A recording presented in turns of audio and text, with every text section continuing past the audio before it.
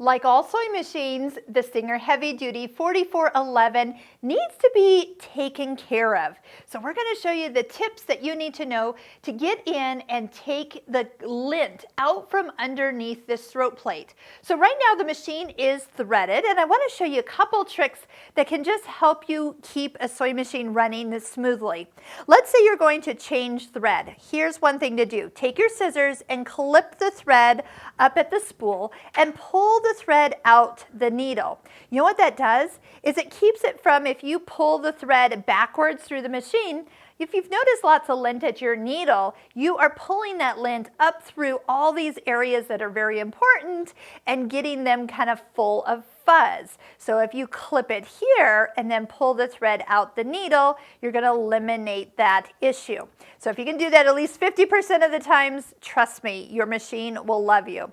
Next, we're going to go ahead and take our bobbin out, and I usually loosen and take my needle out. So take your screwdriver, because we're going to need that next to take these screws out, and loosen the screw for the needle. And if it's been a while since you have changed needles, after this we're going to put a new needle in, not this one.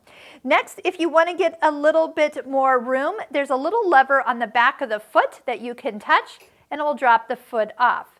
Next, take the screwdriver, and I'm glad they give us a nice little short one because it's the perfect size to get in under this area. Loosen up these screws. They might be tight from the first time they've come from the factory, so just kind of get them loosened. I even use my fingers just to twist them off at the end here. All right, now usually this is where you're going to find there's going to be lots of lint. So when you sew, fabrics that are linty are like flannels and fleeces, even corduroy. Who knows what you've been working on? If you've been working on anything with batting, same thing. There's going to be a lot of lint down below here. And the first thing we want to do is blow. Don't blow, all right? We need to get this out. We don't want to blow it further in. So no canned air when you're in here doing your cleaning. You do have a brush that comes with this machine, so that's one way to brush it out. You have a vacuum cleaner that might have a crevice tool or small miniature crevice tools that you've bought.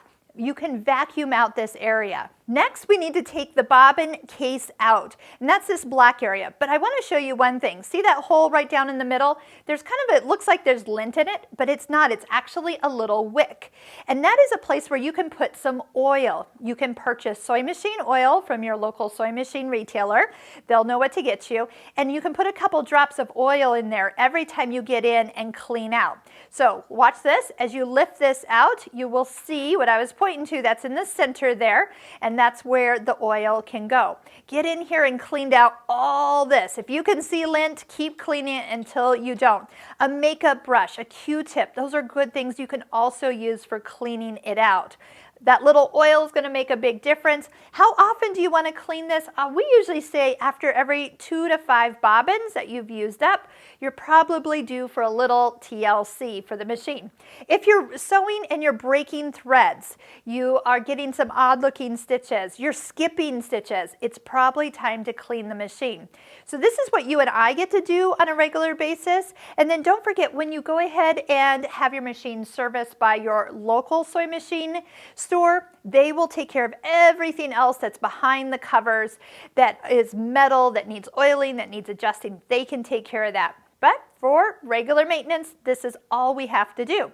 Next, how do we put it all back together? A couple things to note. The bobbin case has kind of 2 little spiky areas. They're going to point straight back. But I want to point out that there's this little shape of a heel right here.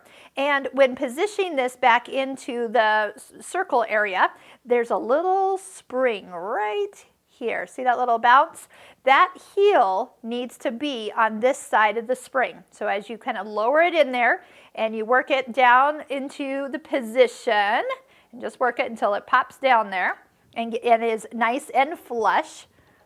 There we go. Oh, there it is. You can tell when it gets in there, but like you saw, it might take a little wiggle. But see now, see how that heel is bouncing up against the spring? That is correct. So it should have a little wiggle, not much, but that is correct.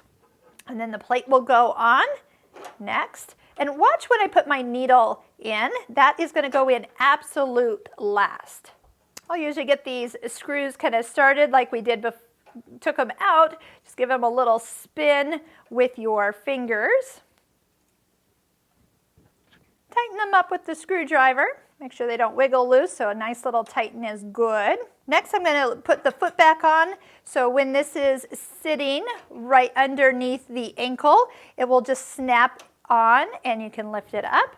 Put my bobbin in, get it ready to be threading the machine next, but this is when I'll put my needle in, flat side to the back, and then I'll put it down the foot and make sure it gets all the way up to the highest position.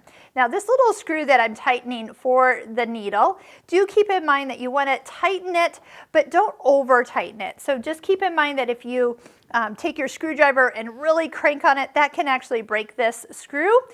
You just want to kind of give it a good, you can even just give it a good finger turn and that will do the job as well. Go ahead and thread with the presser foot up. Hold the needle thread and take one complete stitch. You'll see that that thread will come and catch that bobbin thread. It's always a good idea to test and then make sure everything got in nice and smooth. Make sure your needle got high enough.